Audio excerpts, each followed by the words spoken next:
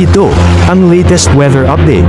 Alamin ang pinakasariwang ulat panahon ngayon dito sa Information TV Educational Channel. Pumasok po kahapon at around 6:30 PM itong si Tropical Storm Helen.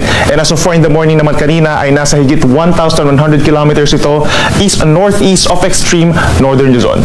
Taglay nito ang maximum sustained winds na 85 kilometers per hour malapit doon sa kanyang sentro at may pagbugso hanggang 105 kilometers per hour. At kumikilos ito west-northwest sa bilis na 25 kilometers per hour.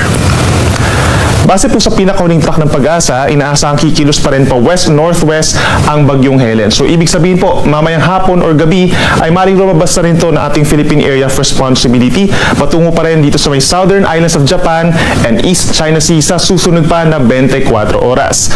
Estimated location, mamayang hapon, 885 kilometers east-northeast of Batanes, and by tomorrow, nasa labas na ito ng PAR at 725 kilometers sa madaling araw.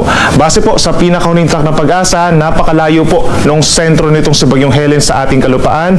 Ibig sabihin, wala tayong inaasahang landfall or direct effect towards any part of our country at wala rin inaasahang pagtaas ng mga tropical cyclone wind signals. Mananatili rin po as a tropical storm sa susunod pa na 2 araw itong si Bagyong Helen at posibleng humihina ito ng bahagya dahil ito rin yung mga areas na dinaanan ng mga nagdaan na bagyo. Samantala, lumabas naman ang Philippine Area of Responsibility kaninang alas 2 ng madaling araw, itong si Tropical Depression Helen.